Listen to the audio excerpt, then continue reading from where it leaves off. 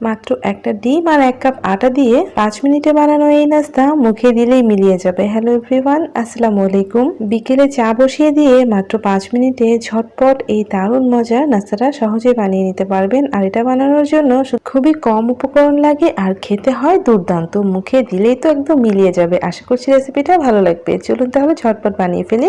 তো প্রথমে আমি একটা বাটির মধ্যে একটা ডিম নিয়ে নিচ্ছি। ডিমটা যদি ফ্রিজে থাকে অবশ্যই 1 ঘন্টা আগে বের করে রাখবেন। তারপর আমি এখানে আধা কাপ পরিমাণে চিনি দিয়ে দিলাম। চিনিটা আপনারা চাইলে কম বেশি করতে পারেন। এখন একটা কাঁটা চামচ দিয়ে আমি ডিম আর চিনিটাকে খুব ভালো করে মিশিয়ে নিব।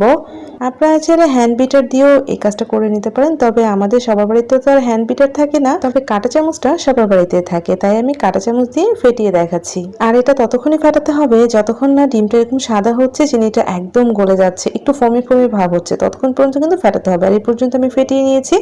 এখন আমি এর মধ্যে দিয়ে দিয়েছি 2 টেবিল চামচ রান্নার তেল। আর ডিমটা যখন এরকম একটা ফোমি টেক্সচারে চলে আসবে তখনই কিন্তু তেলটা অ্যাড করে দিতে হবে। এখন তেলটা দেওয়ার পরে আমি আরো 2 মিনিট এভাবে অনবরত ফেটিয়ে নিব। এতে করে তেলটা ভালোভাবে মিশেছে, আরো কিছুটা ফোমি ভাব চলে আসবে।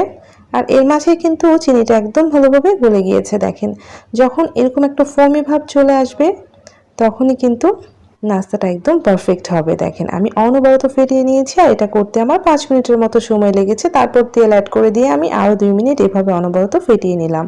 দেখেন এটা কতটা ফোমি হয়েছে। আর এভাবে বিট করতে করতে দেখবেন অনেকটাই সাদা হয়ে গিয়েছে। আর এই পর্যায়ে আমি এখানে দিয়ে দিচ্ছি 1 কাপ পরিমাণে আটা। আপনারা চাইলে এখানে ময়দা ইউজ করতে পারেন। তারপর দিচ্ছি সামান্য একটু লবণ। এরপর আমি এখানে দিয়ে দিচ্ছি 1 চা চামচ বেকিং পাউডার। এটা আসলে আলোর জন্য খুব একটা দেখা যায়নি, তবে পুরো 1 চা চামচ বেকিং পাউডার দিতে হবে। তারপর ওই কাঁটা চামচ দিয়ে আমি খুব ভালো করে ডিমের সাথে আটা, বেকিং পাউডার, লবণ মিশিয়ে নিচ্ছি। তো প্রথম পর্যায়ে আমি 1 কাপ পরিমাণে আটা দিয়েছিলাম আর এটা বেশ নরম রয়েছে, তাই আমি এখানে আরো আধা কাপ পরিমাণে আটা অ্যাড করে দিলাম। আমি কিন্তু চায়ের কাপে মেপে করছি, আপনারা মেজারমেন্ট কাপও মেপে নিতে পারেন। তারপর দেখেন আবারও সেই চামচ দিয়ে আমি খুব ভালো করে মিশিয়ে নিচ্ছি। এটা কিন্তু খুব বেশি নরম একটা ডো হবে না, একটু নরম আর একটু স্টিকি হবে, খুব বেশি শক্ত হবে না, খুব বেশি নরম হবে না। খুব ভালো করে মিশিয়ে নিয়েছি।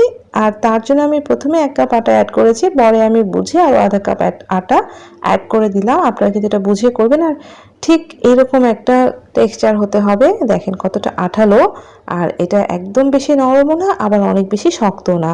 শক্ত করলে কিন্তু ভালো হবে না, সো এটা বুঝে শুনে করতে হবে। এখন আমি এই ব্যাটারটা 10 মিনিটের জন্য ঢেকে রেখে দেবো, এতে করে এটা আরো অনেক বেশি ময়েস্ট হয়ে যাবে। তো 10 মিনিট পরে আপনাদেরকে ঢাকনাটা খুলে দেখাচ্ছি।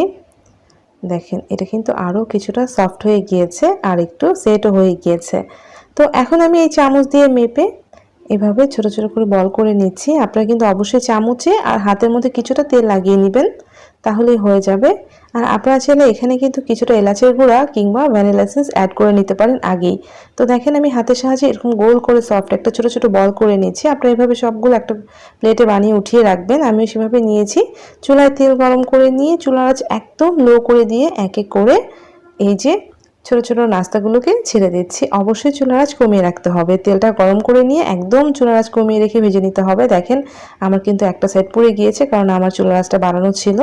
তো কোনোভাবে কিন্তু পুড়ে ফেলা যাবে না। আর এটা অবশ্যই চুলার আঁচ একদম কমিয়ে দিয়ে ভেজে নিতে হবে, কারণ এটা ভাজতে ভাজতে দেখবেন এটা বেশ ফুলে যাবে আর ভিতর থেকে একদম ফেটে যাবে। তখনই বুঝতে হবে যে নাস্তাগুলো পারফেক্টভাবে তৈরি হচ্ছে। আর ভিতরে যাতে ভালোভাবে সিদ্ধ হতে পারে এই জন্য কিন্তু চুলার আঁচটা কমিয়ে দিয়ে সুন্দর একটা কালার করে এগুলোকে ভেজে নিতে হবে। দেখেন আমি কিন্তু প্রথমে একটা তুলে রেখেছি আর এগুলো ফেটে বেশ ফুলে গিয়েছে। আর সবগুলো নাস্তায় কিন্তু এরকম ফেটে ফুলে যাবে, তাই একটু সময় নিয়ে এগুলোকে ভেজে নিতে হবে। আমার তেলের আঁচটা দেখতে পাচ্ছেন কতটা কম, খুবই আস্তে আস্তে এগুলো ভেজে নিয়েছি। আর এতে করে এটার ভিতর থেকে খুব সুন্দরভাবে ভাজা হয়েছে।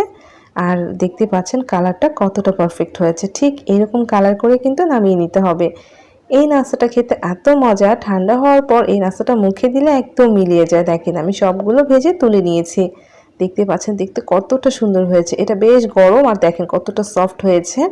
আমি একটা ঠান্ডা আপনাদের ভেঙে দেখাচ্ছি। দেখেন ভিতরটা কতটা সফট, কি যে ইয়ামি, না বানালে বিশ্বাস হবে না। আশা করছি রেসিপিটা ভালো লেগেছে। অবশ্যই বাড়িতে ঝটপট বানিয়ে দেখবেন। ভালো লাগলে প্লিজ একটা লাইক দিয়ে চ্যানেলটা সাবস্ক্রাইব করে সাথেই থাকবেন। সবাই ভালো থাকবেন। আল্লাহ হাফেজ।